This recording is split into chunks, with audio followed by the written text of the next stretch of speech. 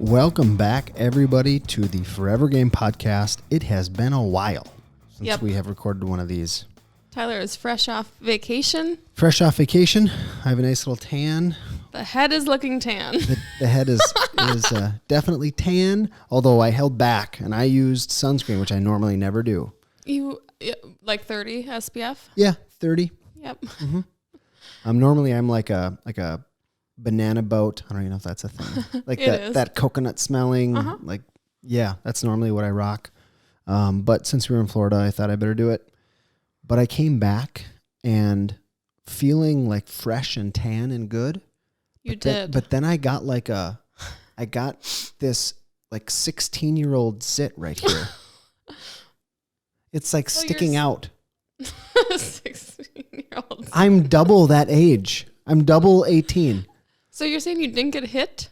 No. It's like I thought maybe it was a floor hockey injury. No, it's coming from. That's how good it is. Maybe it's just I don't know. Maybe I'm having another testosterone surge. Yeah, growth spurt. You might grow. Yeah, I'm gonna get the taller. hair might come back. Yeah. All sorts of things. That'd be beautiful. Anyway, so today we're asking the question: do you actually love your job? And it's okay to say no, but I think a lot of people say it, and sometimes they're trying to convince themselves of that fact. Mm-hmm. But we hear rumblings just because of the transition you made and the one that I've now publicly announced. Mm-hmm. That people have said to me like, "Oh yeah, I wish I could do that too," or "I'm thinking about that." Isn't it funny how people, like when people know you're going through it, they mention something like that, yeah. Or maybe they have their own story of about when they how left. They're also unhappy.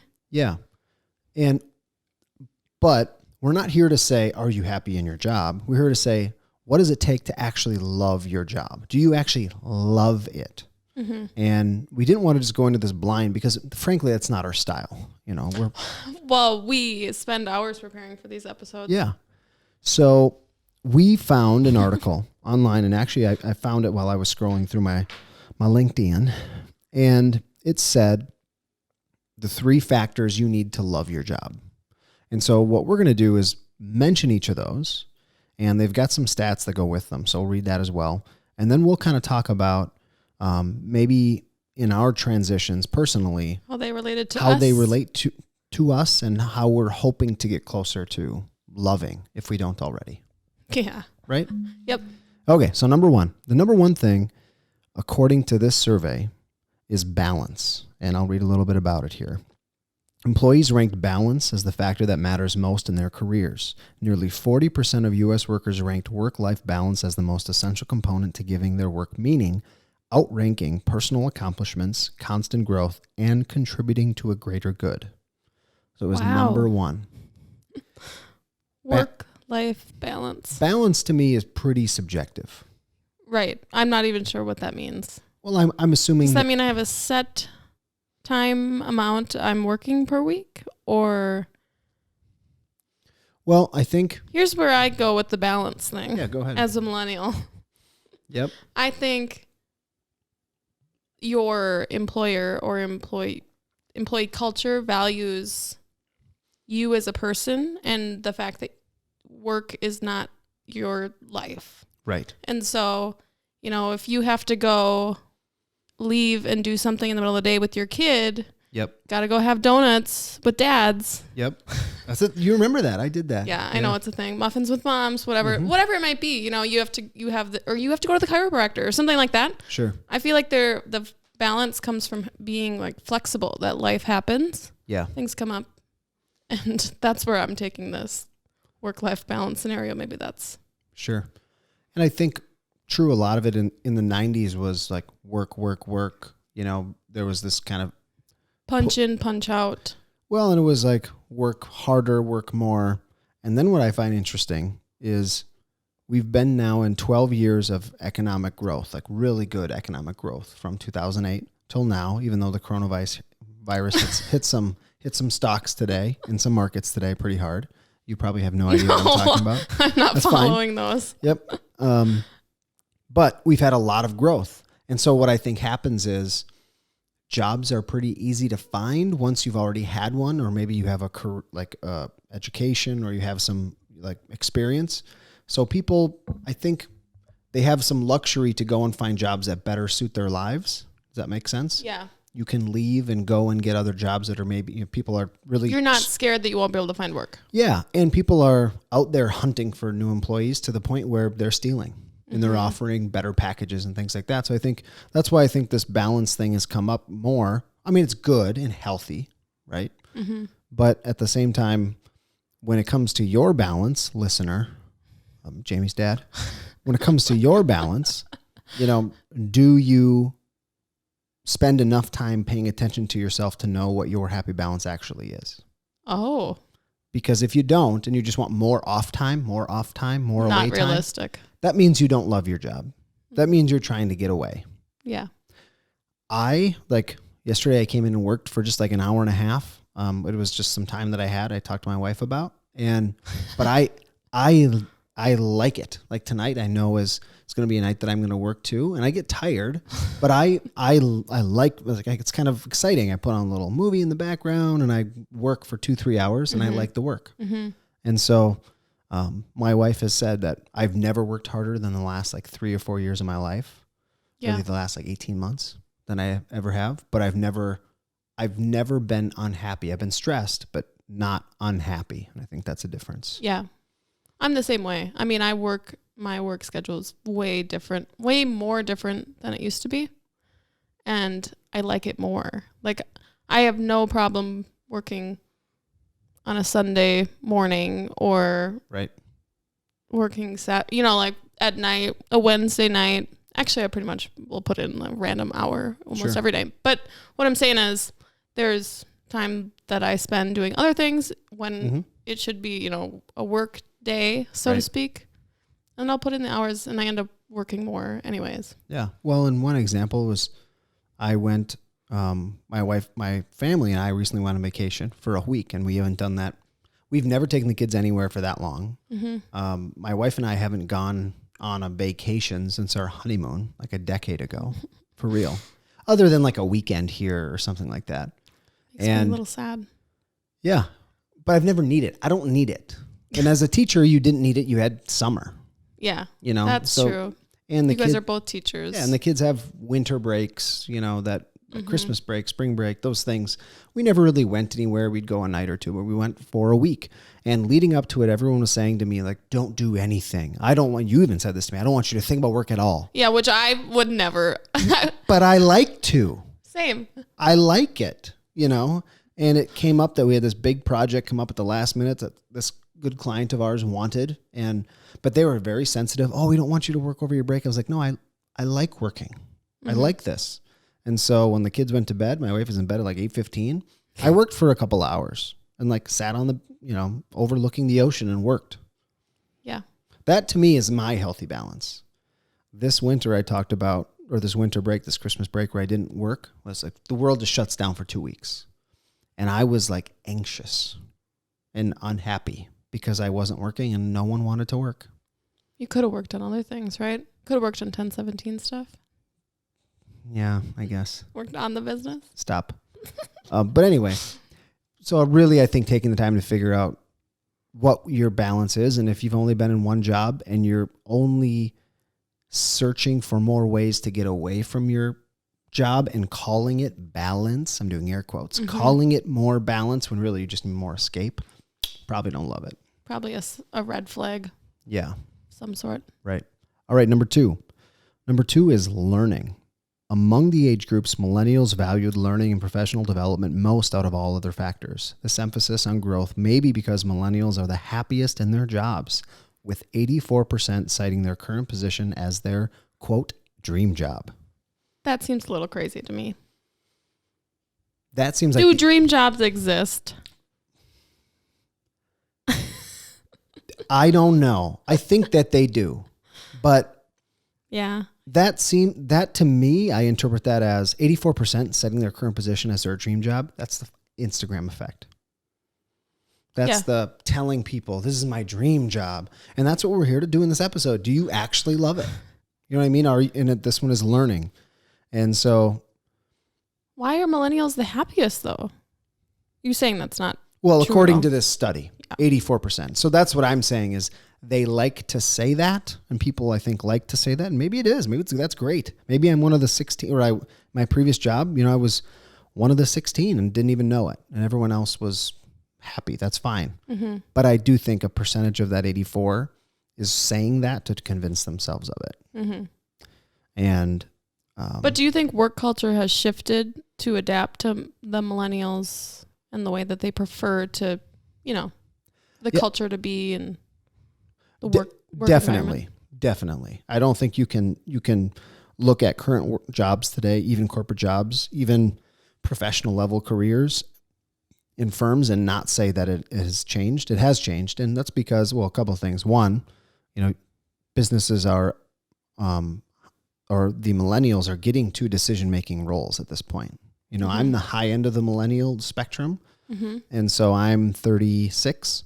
And so up to 38 are technically millennials right now. And so they're in, like executive level positions in some way, but supervisory. So they're able to make change. Yeah, happen. they're making change. And, the fact that Generation Z is even more down that path than millennials are, requiring more flexibility, all the things we're talking about, that it will just keep going that way. So they need to hire Generation Z people. So they're changing the culture or the offerings or the whatever to fit more of that style. So I do think that it's better, but if learning is an emphasis, I know in my personal experience that in the job that I'm transitioning out of, I'm like, I could learn more. I just don't want to. Really, I don't. Yeah. What could you learn if you wanted to? I could dive into data and stats and numbers about how kids learn and that kind of stuff. But I disagree with it. I actually don't like making decisions for systemic education based on numbers and surveys and standardized tests. I disagree with that. And that gets into number 3 a little bit, but I felt like there's not left for me to learn. And I know I have a problem with, once I get through the learning curve, which I really, really enjoy, I kind of lose interest. Mm-hmm. I like the learning part of it, and I kind of lose interest after that. Yeah. It's interesting. I'm trying to think about this from the perspective of my old job, which I would say I loved. Yeah. And my new role, which I also love. But I love my new one more. Mm-hmm. It's just all about the things that you're learning. But the fact that my old job, there were such opportunities. There's always opportunities to try new things and, have that entrepreneurial kind of perspective that drove the learning culture that I really, really enjoyed. But now I get to learn about things that I just am interested in a little bit more. Yeah. And I think the nature of this But it keeps you there. It keeps you in a role, is what I'm saying. Right. I mean, our work at 1017, your work at the brewery, and then also working with new kids every day that I get to do, it's constantly different. Mm-hmm. Like a new beer comes out or a new whatever, like a new season's coming for you guys. And the same thing, we get a new client and there's a new project. Like there's infinite learning and it turns over all the time. Yeah. You know what I mean? Yeah. And so I like that a lot more. I like being able to pull up YouTube, learn things, and immediately implement them on the things that I'm doing when we're working on projects. And that doesn't necessarily work like in education. It doesn't move that quickly. Yeah. It doesn't move fast enough. So I'm wondering then if this learning chunk doesn't exist as much as you'd like it to in your current job. I find that's where the side hustle kind of side hobbies come in. Yeah. And people start fantasizing about turning those into something more. Right. Do you think that's kind of I think so. I think that's very true. Some of it might come from ancillary income, but I think a lot of it is because you're interested. You learn how to implement and turn that interest into something that could be, a profitable hobby. Mm-hmm. And so you do it. But I do find it ironic that I'm leaving education because I can't learn anymore. That is very ironic. But that's number 1 above all for me. Why the transition? You could learn, but you're not interested in learning. There's a difference there, though. Because, and I don't want to, we'll get to number 3 now because it fits more. Got it. Because when you're part of a larger organization, what you as an individual have to learn to stay valuable in the organization is not necessarily determined by you. Yeah. You know what I mean? Mm-hmm. And so the way that I see things, it's not that I think they're trending the wrong direction in education. They're turning the right way, just way too slow for me. I can't wait 30 years to finally see what I would like to see. Some small piece of impact. Yeah. And so, but let's get in number 3. Okay. Because I think that's part of it too. Number 3 is mission. While quality of life was the greatest motivator for respondents, company mission also played a large role. Across all age groups, most respondents said mission is both important and inspiring in the workplace. Some 62% of employees said they would take a pay cut to work for a company that has a mission they believed in. Which I totally agree with. 100% agree. Yeah. This applies to me Mm-hmm. for sure. Like when I was just coming out of college seeking jobs, I was looking for, now I see it, I was looking for a mission. I mean, I didn't know what I was going to do or how I was going to do it, but Right. I was looking for something that I could latch onto and like get behind. And so that's the only thing I remember about the job application was that I wanted to be a part of a place that believed in loving your work. Right. And so that's what brought me to this area. That's kind of funny. And mission, I think you can work for nearly any organization. If you look at your personal mission, if you go into the whole why thing, the Simon Sinek thing. Your personal why? Yeah. Mm-hmm. Which, by the way, Simon, when you're listening to this. Yeah. What are we going to say to him? Well, I want to say Simon had this big TED Talk video that blew up, that put him on the map. Uh-huh. He wrote the book that accompanied it. Multiple books. Right? Multiple books. Uh-huh. He's in pure, like, capitalizing on money right now. Yeah. He could put out some really cool stuff, but he doesn't. You don't think his content's that cool? His content is not giving. It's okay. It's fine. But like, I don't follow him that closely. I try to. I used to. I try to, but it's, I don't feel and I don't blame him. He can do whatever he wants, but he had such like a white hot moment to start his career. And I know it wasn't the start of his career, but it really put him on the map. It was like 2008 or something like that. And he could have just exploded and become this huge icon, which he did for a hot minute. And now he's so much more focused on like selling and capitalizing on that monetarily, which is fine.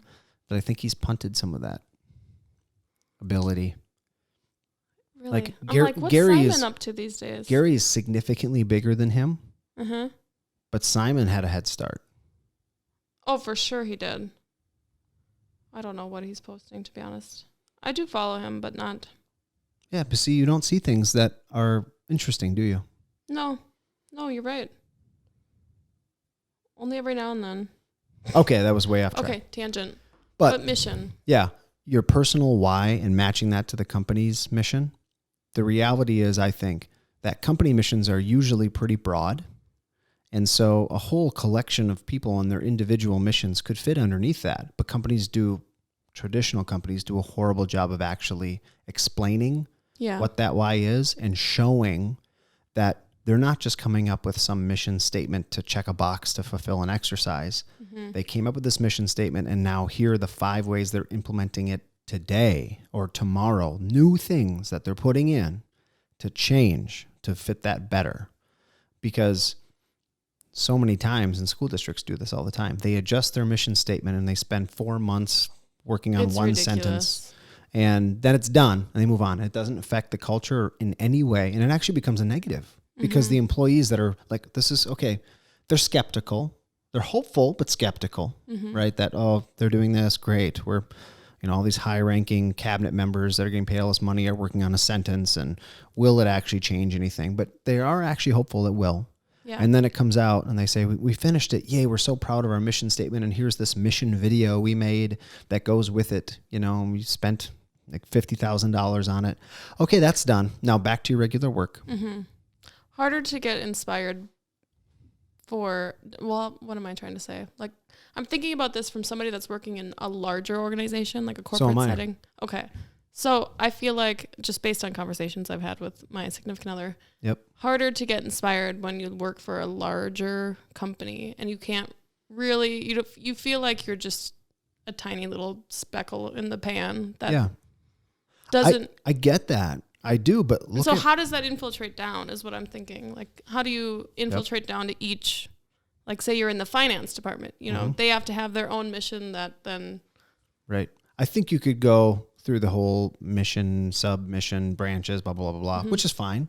But then I also like the, you know, when we were working with Relco and they had that like innovation award where they had new ideas, you know, that were being implemented. Where they valued internal innovation. Right. And they gave out cash prizes and awards and all these things and so it encourages that. You know what I mean? Yeah. And it's a merit-based thing. So it's not, hey, I'm giving this prize or this accolade to my, you know, in a large organization, which happens all the time, to my buddy, you know, and everyone knows it, right? It's, the company voted on which one of those awards won. That's pretty cool. You know? Yeah. And they all got a prize, but those things I think help, and it affects the culture. But when it comes to mission, most companies have a mission statement. They don't act it out. They don't care about it. And most employees, I think, are thinking about leaving their job because they feel like the mission is fake and they don't see evidence of change.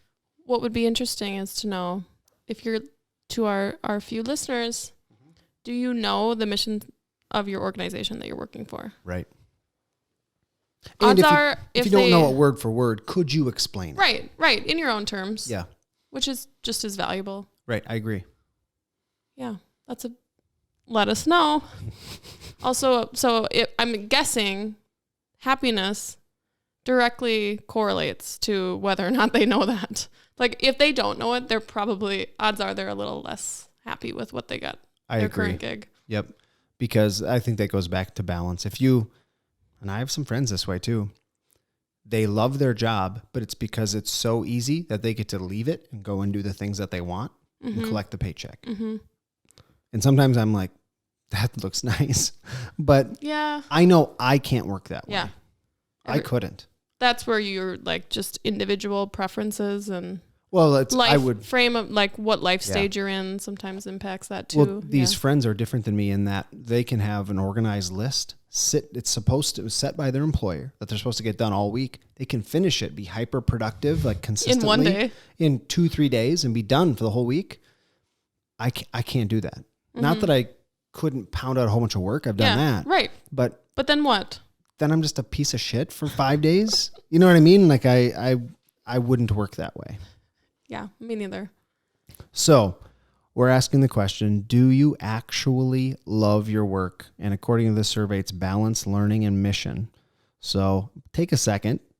Maybe you even write it out. Write down balance. What is your ideal balance? Number 2. What are you learning? What are you learning currently? What do you want to learn? Yes. What do you want to learn? Good one. And then 3, what's the company mission and does your mission, or do you feel like you have a piece of that? I keep interrupting you. Yeah, in some way. Does your personal mission align with your company's mission? Exactly. Does yours, Tyler? Does mine right now? I think it does. I sure hope so. You started this company. I don't know how yet, but I think so. I think so too. Yeah. I'm enjoying the ride at this point. Me too.